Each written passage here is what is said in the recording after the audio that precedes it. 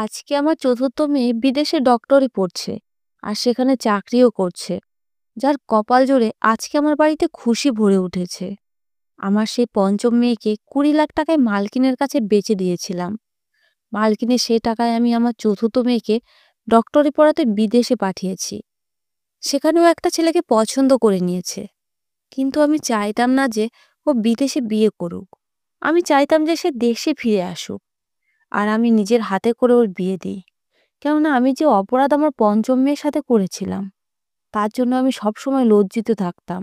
কিন্তু মালকিন আমার সেই মেয়ের সাথে যে অপরাধ করেছিল, সেটা কাউকে বলার মতো না। ঘটনাটা কিছুটা এরকম ছিল যে আমার 4টি মেয়ে ছিল, কিন্তু এইবার যখন আমার 5 নম্বর মেয়ের জন্ম নিল, তখন আমি তাকে একটা নিঃসন্তান দম্পতিকে বেচে দিলাম আর নিজেরা অন্য একটা শহরে চলে এলাম। 20 বছর পরে আমার মনে পড়ল যে আমার মেয়ে যুবতী হয়ে গেছে। ও এখন দেখতে কেমন হয়েছে দেখার জন্য আমি ভিখারি সেজে মেয়ের সঙ্গে দেখা করতে সে বাংলোতে পৌঁছে গেলাম, যেখানে মেয়েকে আমি 20 লাখ টাকায় বিক্রি করেছিলাম। যখন আমি সেই বাংলোর ভিতরে ঢুকলাম, তখন সামনে বসে আমার মেয়েকে দেখে তো আমার মাথা ঘুরতে লাগলো, কেননা আমার মেয়ে মালিকের বউ হয়ে। আজকে অনেক বছর পরে আমি আমার মেয়ের সঙ্গে দেখা করতে সেই বাড়িতে এসেছি, যেখানে আমি সারা জীবনের জন্য ওকে ছেড়ে গেছিলাম। আমার তো মনে হয়েছিল যে এই বাংলোটা আজও আগের মতো নিজের চাকচিক্য ধরে রেখেছে, কিন্তু আজকে তার এত খারাপ অবস্থা দেখে হৃদয়ে একটা আলাদা অনুভব হলো।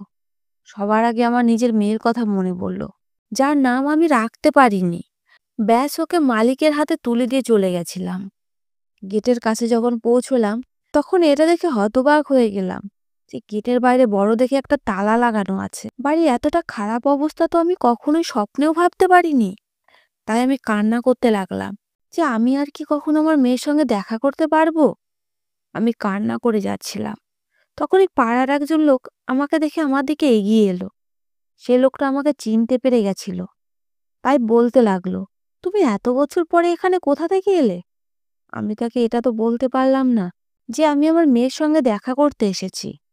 তাই আমি সেই লোকটাকে বললাম যে আমার মালকিনের কথা খুবই মনে পড়ছিল, তাই আমি তার সঙ্গে দেখা করতে এসেছি। কিন্তু বাড়িতে তো একটা বড় তালা লাগানো। এরা কি এই বাড়ি ছেড়ে অন্য কোথাও বাড়ি বানিয়েছে? সে লোকটা নাতে মাথা নেড়ে বলতে লাগলো, না না, তারা কোথাও যায়নি, আজও তারা এই বাড়িতেই থাকে। আমি তার কথা শুনে হতবাক হয়ে বললাম, আপনি এটা কি ধরনের কথা বলছেন? তাহলে বাড়িতে তালা লাগানো কেন? সেই লোকটা আমাকে বলল, এখান থেকে কাজ ছেড়ে চলে গিয়ে তুমি খুব ভালো করেছো, না হলে আজকে তাদের সাথেও তুমি এই জঘন্য অপরাধের সাথে জড়িয়ে যেতে। আমি বললাম, কিরকম অপরাধের কথা বলছো? সেই লোকটা নিজের কানে হাত লাগিয়ে নিল আর বলল, আমি নিজের মুখে বলতেও পারবো না, কেননা আমার বাড়িতে মা বোন আছে।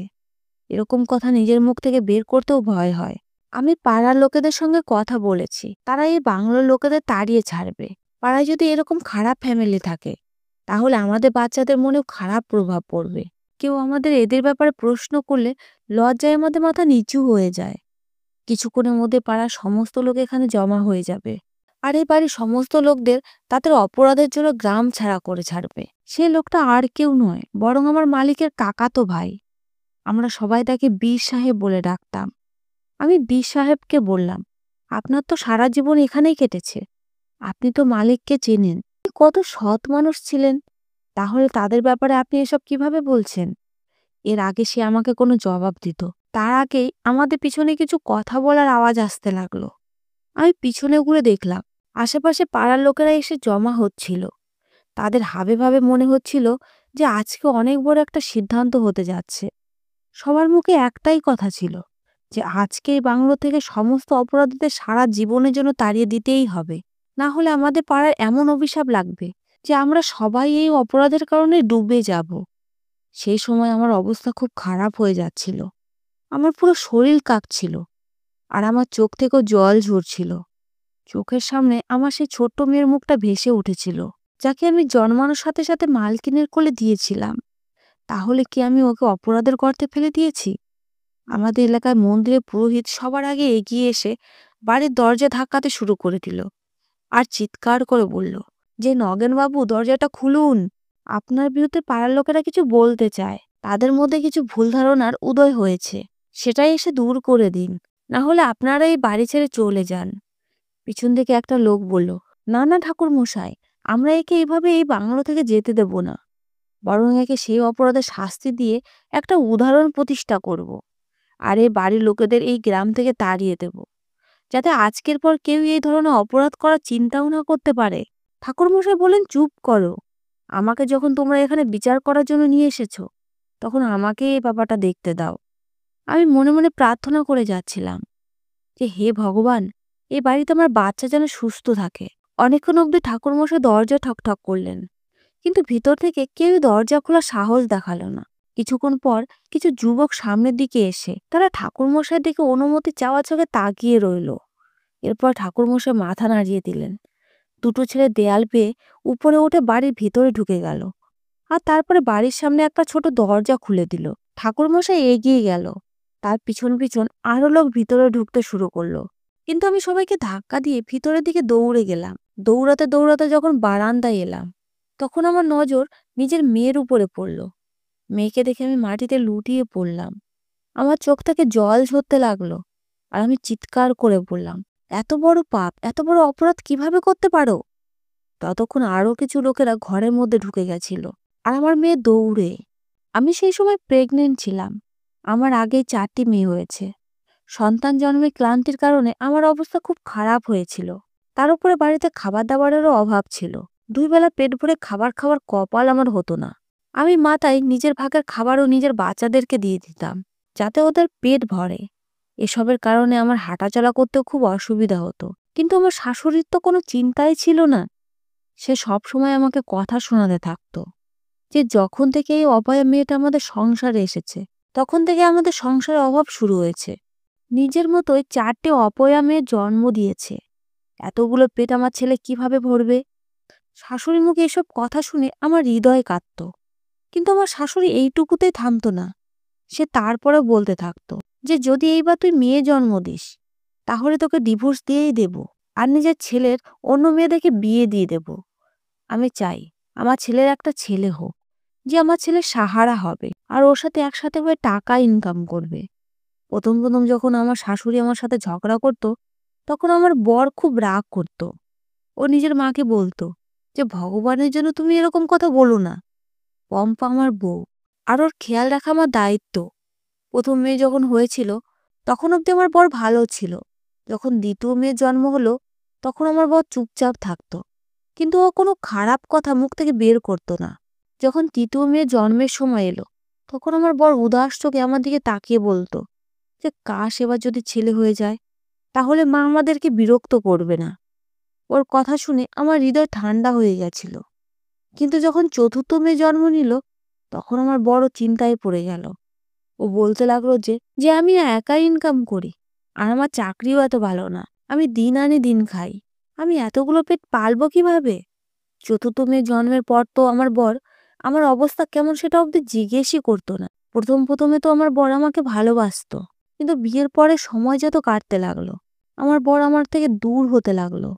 আজকে আমার শরীর খুব খারাপ লাগছিল, তাই আমি নিজের বরের হাত ধরে কান্না করতে লাগলাম। দিনু, তুমি আমার সাথে এরকম কেন করছো? যেন আমাকে চেনোই না। আমি কি তোমার বউ না? আমি কি তোমার বাচ্চার মা না? আমার দায়িত্ব তোমার, আর তুমি আমার সাথে এরকম করছো কেন? আমার বর আমার দিকে অদ্ভুত নজরে তাকিয়ে বলতে লাগলো যে, হ্যাঁ, কিন্তু তুমি যবে থেকে এই বাড়িতে এসেছো, আমার দায়িত্ব বাড়িয়েই যাচ্ছ। তুমি একবারও আমাকে ভালো খবর শোনাওনি। আমিও মানুষ, আর আমি বিরক্ত হয়ে গেছি। আমি আর এসব সহ্য করতে পারছি না। ওর কথা শুনে তো আমার আত্মবিশ্বাস একদম ভেঙে গেল। তাই বললাম, কি সহ্য করতে পারছো না? বাচ্চাদের দায়িত্ব, এটা আমার কি অপরাধ? এটা তো ভগবান আমাদেরকে দিয়েছেন। তখন আমার বর বলতে লাগলো যে, ব্যাস ব্যাস, অনেক হয়েছে, ওঠো এখান থেকে, আমার মাথা খেও না। আজকে আমার বরের না তো আমার চিন্তা ছিল, আর না তো বাচ্চাদের। ও নিজে তো বাইরে থেকে পেট ভরে খেয়ে আসতো। ওদিকে ওর মা ওর বিবাহিত বোনের বাড়ি থেকে খেয়ে আসতো। সেও এই পাড়াতেই থাকতো। এদিকে আমি আর আমার মেয়েরা খালি পেটেই থেকে যেতাম। তাই আমি পাড়ার এক মহিলাকে বললাম যে, তোমার যদি এইরকম কোনো বাড়ি থাকে যেখানে চাকরানির দরকার আছে, তাহলে আমাকে বলো। আমার বাড়ির অবস্থা ভালো না। তখন আমার প্রতিবেশী মহিলাটা বলতে লাগলো যে, তুমি এই অবস্থায় কিভাবে কাজ করবে? তুমি তো প্রেগনেন্ট। আমি বললাম, আমি কাজ করে নেব, তুমি এটা নিয়ে চিন্তা করো না। আমার প্রতিবেশী মেয়েটা রাজি হলো। আর পরের সপ্তাহে সে সত্যি আমার জন্য একটা কাজ খুঁজে দিল। সে বলল একটা অনেক বড় বাংলো আছে, সেখানে শুধু দুজন স্বামী স্ত্রী থাকে, তাদের কোনো সন্তান নেই। তাই তুমি তাদের বাড়িতে কাজ করলে তোমার উপরে খুব বেশি কাজের চাপও পড়বে না, আর তারা তোমাকে খুব ভালো বেতনও দেবে। আমি প্রতিবেশী মেয়েটাকে তাড়াতাড়ি করে হ্যাঁ বলে দিলাম, আর বললাম যে আজকে রাতে আমি আমার বরের সঙ্গে কথা বলবো, আর কাল থেকে কাজে যেতে শুরু করে দেব। আমার প্রতিবেশী মেয়েটা বলল, ঠিক আছে, কালকে আমি তোমাকে নিজের সাথে করে নিয়ে যাব, আর তোমাকে মালকিনের সাথে দেখা করিয়ে দেব। আমি সন্ধ্যাবেলা নিজের বরে অপেক্ষা করছিলাম। না জানি কেন আমার হৃদয়ে এই খেয়াল বারবার আসছিল যে ও হয়তো আমাকে বলবে যে তোমার অবস্থা ঠিক নেই, তুমি কিভাবে লোকের বাড়িতে কাজ করবে, তোমাকে কোথাও কাজ করতে যেতে হবে না, তোমার সমস্ত দায়িত্ব আমার, আমি তোমার সবকিছু পূরণ করব। সন্ধ্যাবেলা যখন আমার বর কাজ থেকে ফিরে এলো, তখন আমি তাকে বললাম যে আমি একটা বাংলোতে কাজ পেয়েছি, যদি তুমি অনুমতি দাও তাহলে আমি সেই বাড়িতে কাজ করতে যাব। দিনু আমার দিকে অদ্ভুত নজরে তাকালো আর বলতে লাগলো, কেমন কাজ? আমি বললাম, ঘর দোর ঝাঁঝাঁটা দিয়ে পরিষ্কার রাখা, থালা বাসন ধোয়া, খাবার বানানো।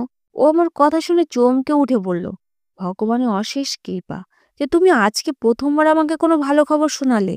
যাও গিয়ে কাজ করো, যাতে আমার মাথার বোঝা কিছুটা কমে। আমার এই জিনিসটা নিয়ে খুশি হচ্ছিল যে আমি অনুমতি পেয়ে গেছি, কিন্তু আমার ভিতরে স্বামীকে নিয়ে যে মান ছিল সেটা ভেঙে চুরমার হয়ে গেছিল। স্বামীর কাছে যদি একটা মেয়ের মান ভেঙে যায়, তাহলে একটা মেয়েও ভেঙে যায়, বাইরে শুধু একটা জীবিত খোলস থেকে যায়। পরের দিন আমাদের প্রতিবেশী মেয়েটা মালকিনের বাড়িতে নিয়ে গেল। মালকিন যখন আমার অবস্থা দেখলেন, তখন বলতে লাগলেন, তুমি বাড়ির কাজ কিভাবে করবে, তুমি তো নিজেই প্রেগনেন্ট।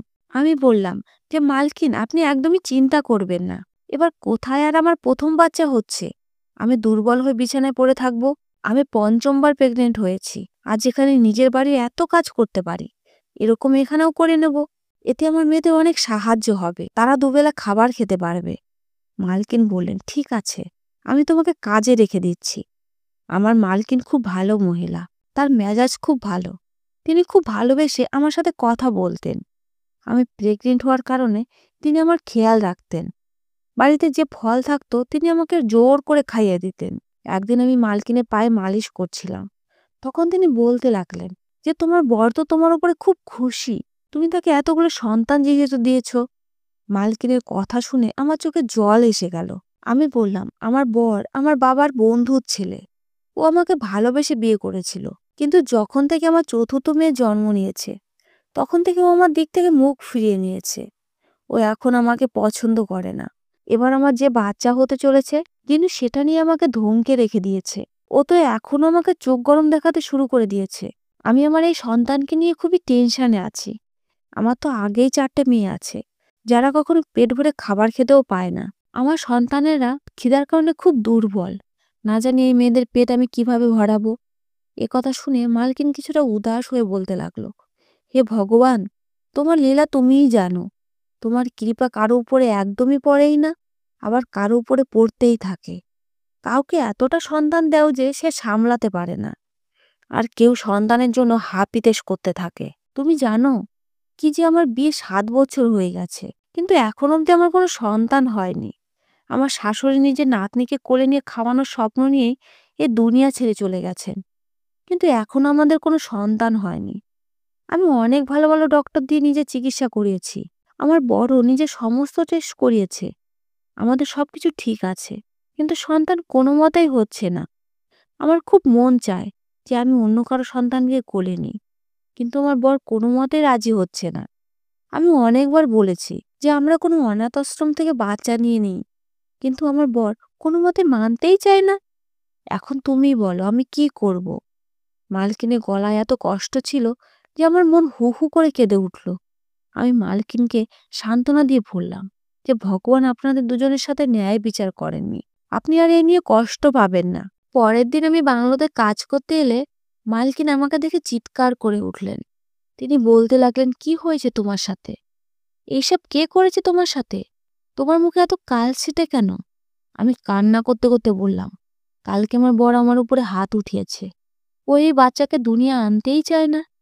আমার শাশুড়ি আমার বরকে আমার বিরুদ্ধে উস্কেছে, তাই ও আমার উপরে রাগ দেখাতে শুরু করেছে। আমি তাকে বলেছি যে এটা তোমার সন্তান। আর তুমি একে দুনিয়াতে আসার আগে পেটে মেরে ফেলতে চাইছো? আমার স্বামী বলল, এই বাচ্চা আমি চাই না। আর যদি তুমি একে জন্ম দাও তাহলে আমি তোমাকে ডিভোর্স দিয়ে দেব। আমার কথা শুনে আমার মালকিন কান্না করতে শুরু করে দিল। তুমি জানো, কালকে আমার স্বামী আমাকে বলেছে যে ও আমাকে ছেড়ে দ্বিতীয় বিয়ে করবে। এর পরের দিন মালকিন আমাকে বলল, কালকে সারাদিন আমি এই জিনিসটা নিয়ে ভেবেছি, আর এর একটা উপায় আমি বের করেছি। যদি তুমি খারাপ না মনে করো তাহলে আমি তোমার সাথে একটা কথা শেয়ার করব। আমি বললাম, বলুন, কি বলতে চান? আমার কি সেই অবস্থা আছে যে আমি আপনার কথায় খারাপ মনে করব? মালকিন বলতে লাগলেন, তোমার কমাস চলছে। আমি বললাম, সবেমাত্র আমার প্রেগনেন্সির দ্বিতীয় মাস শুরু হয়েছে। তখন মালকিন বলতে লাগলেন, চলো, তোমার এই বাচ্চাকে মারতে হবে না, তোমার বর তোমাকে ডিভোর্সও দেবে না। আমি বললাম, এটা কিভাবে সম্ভব? তখন মালকিন বললেন, তুমি নিজের বাড়িতে এই জিনিসটা প্রচার করে দাও যে তুমি বাচ্চা নষ্ট করে দিয়েছো। আর এদিকে আমি নিজের বরকে মিথ্যা বলবো যে আমি প্রেগনেন্ট হয়ে গেছি। এইভাবে যখন তোমার সন্তান জন্ম হবে তখন আমি তাকে নিজের করে নেব। তোমার বর জানতেও পারবে না। কেননা এত বাচ্চা জন্ম দেওয়ার কারণে তোমার শরীর তেমন কোনো প্রভাব পড়বে না। তোমার দায়িত্ব শুধু এই জিনিসটা, তুমি তোমার বাড়ির লোকদেরকে থেকে লুকাবে। আর এটা আমার দায়িত্ব যে আমি আমার স্বামীকে কিভাবে বোঝাবো যে আমি প্রেগনেন্ট। তোমার মেয়ে বা ছেলে যাই হবে সেটা তুমি আমাকে দিয়ে দেবে। আর এই কাজের জন্য আমি তোমাকে 20 লাখ টাকা দেব। এরপর তুমি এই শহর ছেড়ে চলে যাবে। বলো তুমি এতে রাজি কিনা? এতে তোমার হবু সন্তানের জীবনও বেঁচে যাবে, আর তোমার সংসারও ভাঙবে না।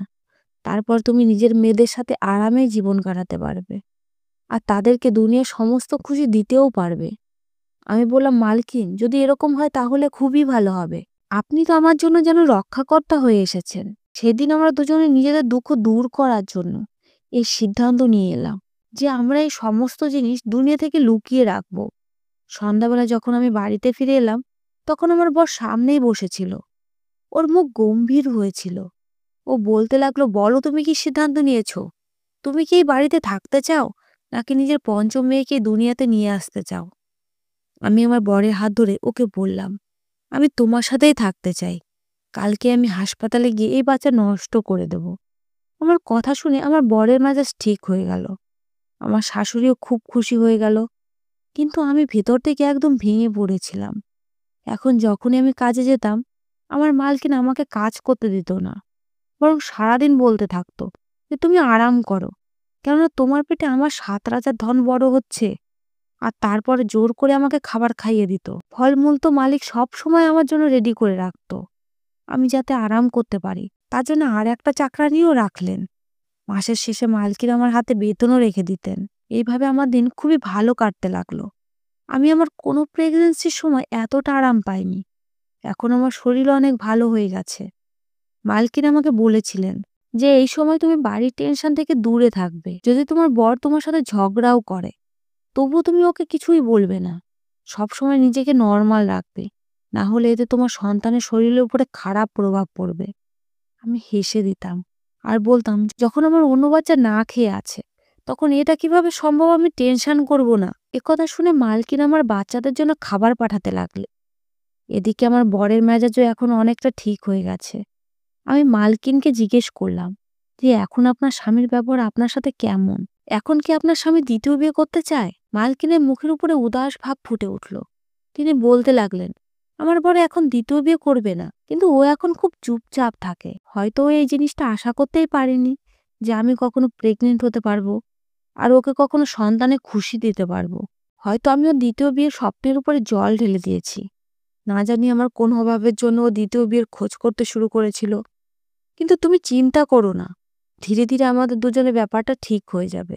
আমি যখন কাজে যেতাম তখন মালকিন আমাকে ঘরের মধ্যে ঘুম পাড়িয়ে দিত। আমি নিজের পেটের উপরে হাত রেখে নিজের হবু সন্তানের সাথে অনেক কথা বলতে থাকতাম।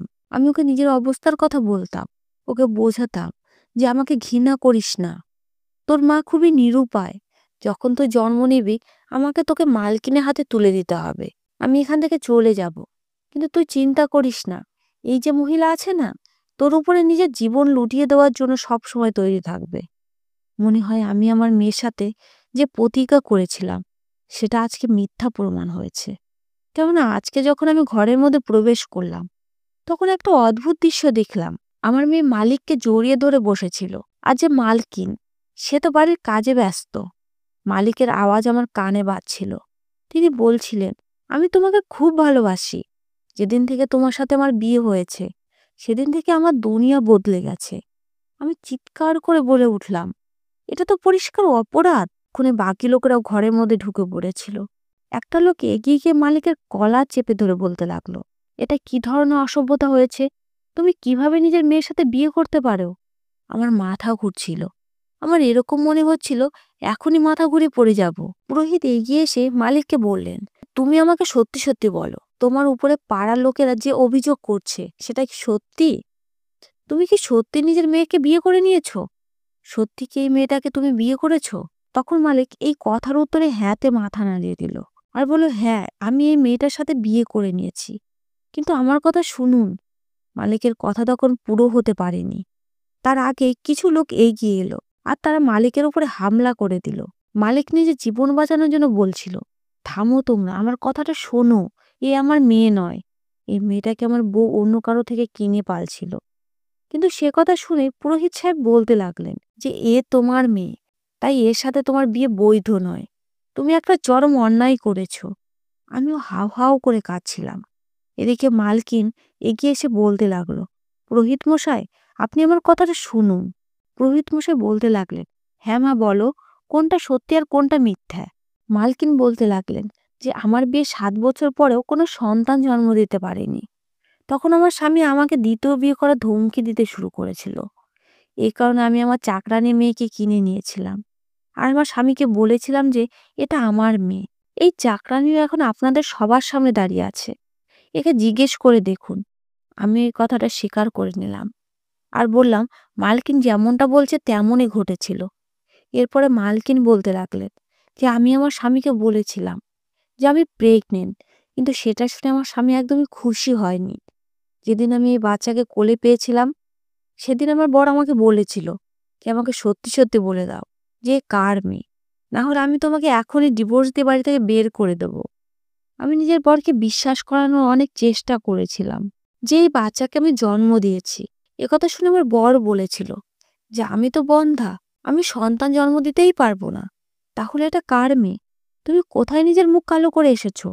একথা শুনে তো আমি ঘাবড়ে গেছিলাম। এরপর আমি বলেছিলাম যে আমি কোথাও মুখ কালো করিনি, বরং এই বাচ্চাটাকে আমি অনাথ আশ্রম থেকে নিয়ে এসেছি। একে আমি নিজের মেয়ে বানিয়ে রাখবো।